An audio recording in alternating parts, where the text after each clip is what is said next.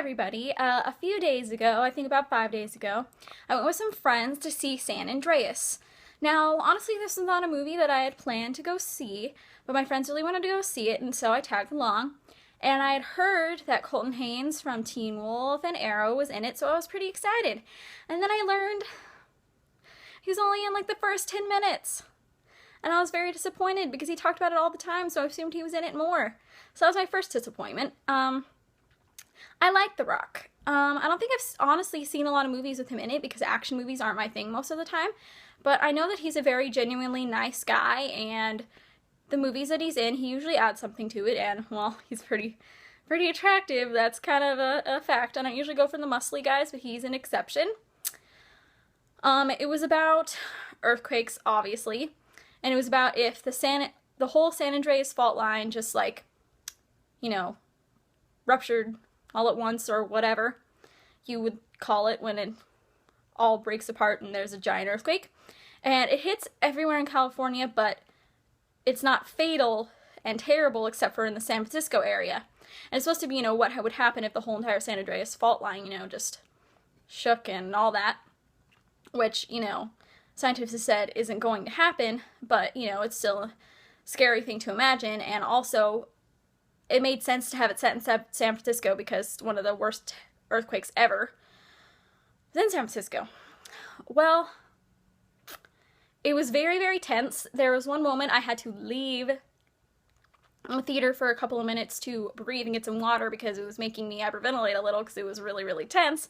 There was lots of people getting smashed by rubble, people falling off bridges that were collapsing, people falling off buildings that were collapsing, people bursting into flames, people being gushed away by winds and a tsunami, and it was lots of graphic, sad violence from buildings and all that, and it was really tense. And I like movies that, that make me tense. I don't like scary movies, but movies that are tense and like thrillers, it's fun to feel tense a little bit, when you watch a movie. This is on a whole level though, and I was thinking about it, and I think it's because it's more realistic. Like, I saw Jurassic World, and that made me tense, but I know that people aren't ever going to crossbreed dinosaurs or even bring dinosaurs back, and they're not going to go to a park full of dinosaurs and have them, escape and eat me or anything. So it was not a level of reality. An earthquake movie is kind of a level of reality because I live in California and I experience earthquakes sometimes. I mean, they're little just shaky things that knock down a tree or whatever, but it's still possible that I could experience a really bad earthquake that could kill a lot of people, and I go to San Francisco all the time, and it's just a scary thing to think about because it's so real. The worst part of the movie, however, was the cheesy action movie one-liners.